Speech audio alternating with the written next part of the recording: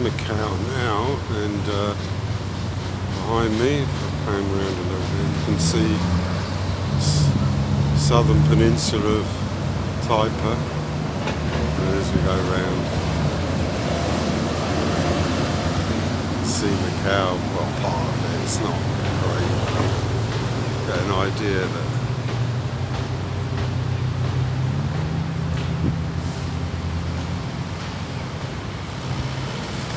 I've just been into the Macau Museum of Arts to see some exhibitions, modern and some old artists. And what seeing other cultures is very educational.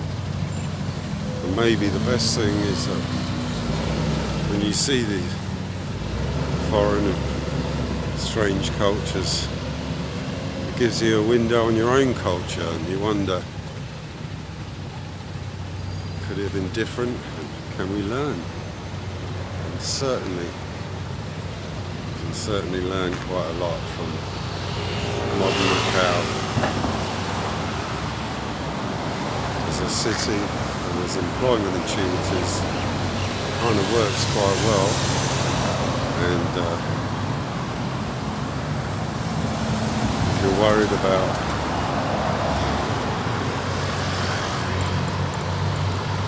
how the new empire will soon be the biggest economy in the world,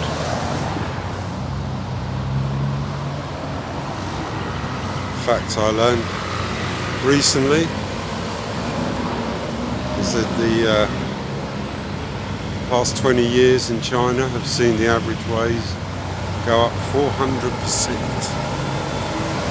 And in the UK, the average wage last 20 years has been totally static. So how does that work?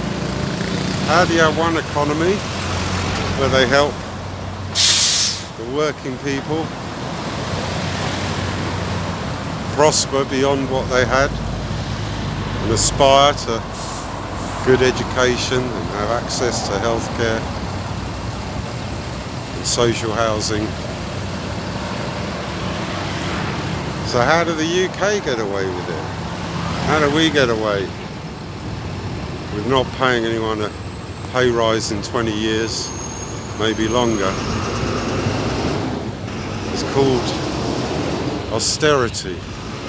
The sixth richest country in the world, the UK, according to some, is in a deep crisis of austerity, where those at the bottom of the pyramid must suffer for those at the top to enable them to enjoy their tax breaks, their tax havens, and a spending power that they have seen increased most probably beyond the 400% of the average Chinese.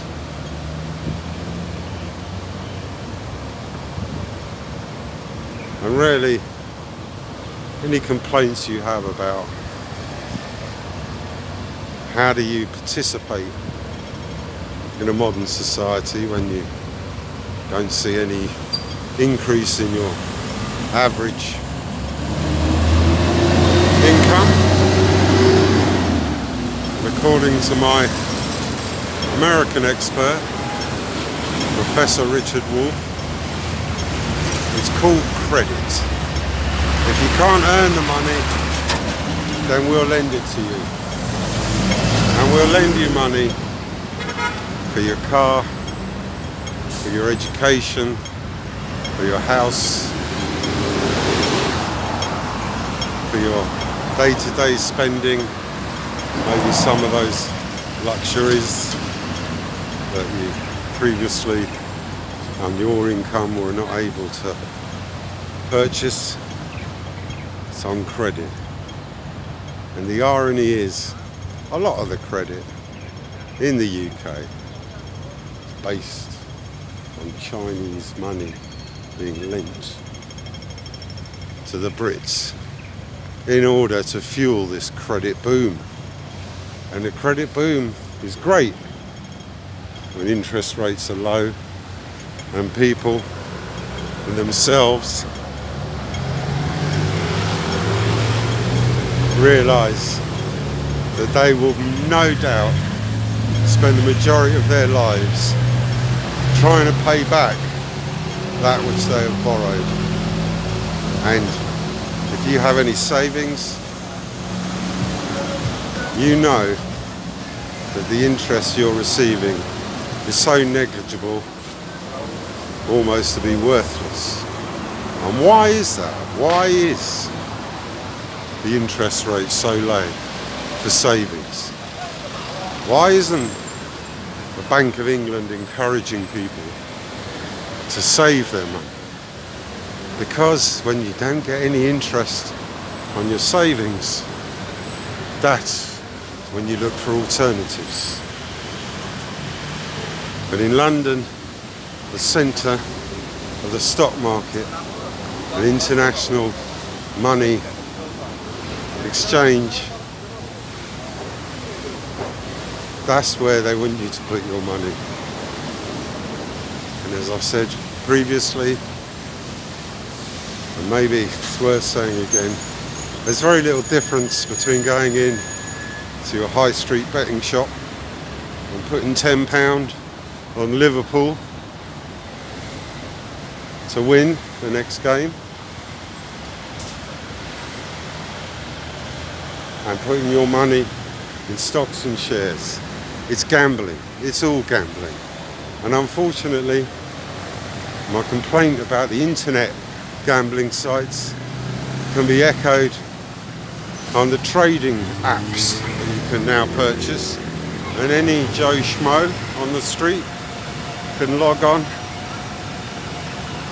with their credit details, their debit card or their credit card, and within minutes they can be the owners of these wonderful shares and stocks and pretend that despite 95% of stocks and shares being owned by the 1%, the remaining 5% are what they used to call the junk market and the penny shares of the wolf of Wall Street,